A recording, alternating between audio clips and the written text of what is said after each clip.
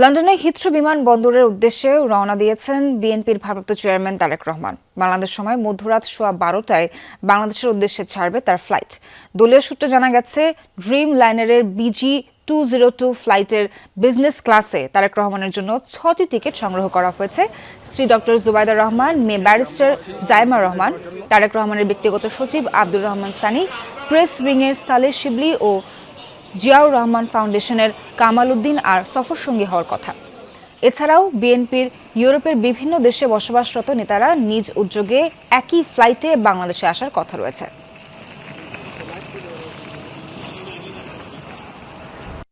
আমাদের আব্দুর রহমান সানি ভাই, আমাদের প্রান্তীয় নেতা জনাব তারেক রহমান সাহেবের একান্ত সহকারী জনাব ইঞ্জিনিয়ার সানি ভাই যাচ্ছে। আমরা খুবই ভালো লাগতেছে। 5 তারিখের পরে আমি যাই না, এই জন্যই সব সময় বক্তব্য আমরা দিয়েছি লিডারকে সাথে নিয়ে বাংলাদেশে যাব। 5 তারিখের পর চিন্তা করলাম যে যেহেতু সবসময় আমরা বলছি ওনাকে সাথে নিয়ে যাব, কেমনে যার জন্য যাই না, আজকে ওনার সাথে যাচ্ছি। খুবই ভালো লাগতেছে। শুধু আমি না, যারা এই সফর সঙ্গে হয়েছে সবাই খুবই খুশি, খুবই আনন্দিত। তারেক রহমানের ফ্লাইটের খোঁজ খবর রাখছেন সহকর্মী রিয়াদ আহমদ। লন্ডন থেকে যুক্ত হচ্ছেন তিনি, যাব তার কাছে। তারেক রহমানের গাড়িবহর এই মুহূর্তে কোথায় আছে এবং বিমানবন্দরের আনুষ্ঠানিকতা ও পরবর্তীতে কার্যক্রম কি কি থাকতে পারে, কি জানতে পারলেন? আপনি যেটা বলছিলেন, তারেক রহমানের গাড়িবহর কিছুক্ষণ আগে হিথ্রো বিমানবন্দরে এসে পৌঁছেছে এবং তার যে আনুষঙ্গিক কাজ রয়েছে সেগুলো শেষ করে তিনি বিমানবন্দরের ভেতরে ঢুকবেন,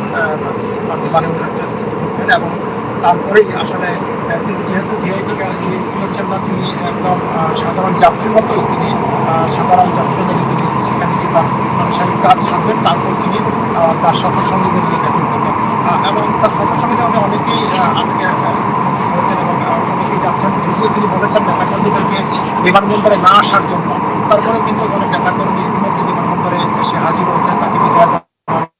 নতুন ব্লেন্ডে আরো রিচ অ্যারোমায় সেলন ফ্যামিলি ব্লেন্ড টে।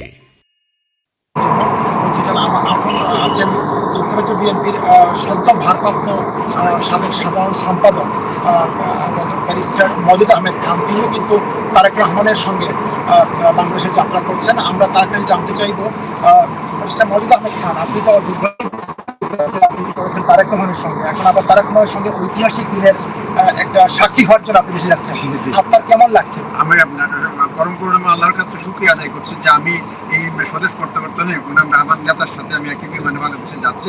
এটা আমার জন্য পরম আনন্দের, পরম পাওয়া এবং অত্যন্ত গৌরবের বিষয় এবং ঐতিহাসিক একটা অংশ হিসেবে আমরা যাচ্ছি। আমাদের লিডার এই বহুদিন পর এখান থেকে যাচ্ছেন, অনেক স্মৃতি, অনেক ওনার সাহায্য থেকে সরাসরি নেতৃত্ব থেকে অনেক ট্রেনিং নিয়েছি, শিক্ষা নিয়েছি এবং তার একজন ডাইরেক্ট কর্মী হিসেবে আমরা না জীবন কাজ করতে পারি এই উৎসব উদ্দীপনা নিয়েই যাচ্ছি। আমি একই সাথে দেশবাসীর কাছে দোয়া চাচ্ছি আল্লাহ যেন আমাদের এই জার্নিকে খুব সেফ করে নিরাপদ রাখে এবং আমরা যেন খুব নিরাপদে বাংলাদেশে পৌঁছতে পারি, আমাদের নেতাকে যেন বাংলাদেশে আমরা পৌঁছে দিতে পারি। এটা আমাদের এখন একটা বড় ধরনের চ্যালেঞ্জ। আমরা এখন চাচ্ছি ওনাকে শর্ত নিলে সাথে থেকে বাংলাদেশ বিএনপির কাছে অর্থাৎ জনগণের কাছে হস্তান্তর করে দিয়েই আমরা তখন আত্মার তৃপ্তি পাবো। আমি একই সাথে আমাদের একদিক থেকে খুব কষ্টও লাগছে, আবার খুবই আনন্দের। কষ্ট লাগছে আনন্দের বিষয়টি বললেন নাবিলা। আর একটা কথা বলতে চাচ্ছিলাম যে আসলে যে আনুষ্ঠানিক কাজগুলো রয়েছে সেগুলো সম্পন্ন হবে ইমিগ্রেশনে এখানে, এবং আপনাদের বলে রাখা প্রয়োজন, জানেন যে তারেক রহমান একদম স্বাভাবিক জীবনযাপন করে থাকেন এবং সেই কারণে তিনি একদম স্বাভাবিকভাবেই কিন্তু বিমানবন্দরে ঢুকবেন। কিছুক্ষণের মধ্যে ঢোকার পর তার যে আনুষ্ঠানিক কাজ রয়েছে ইমিগ্রেশন সম্পন্ন করে ভেতরে ঢুকবেন।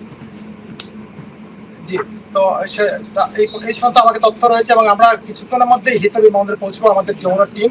তারপর আমরা আপনাদেরকে পরবর্তী যেসব তথ্য থাকবে তাকে জানাবো।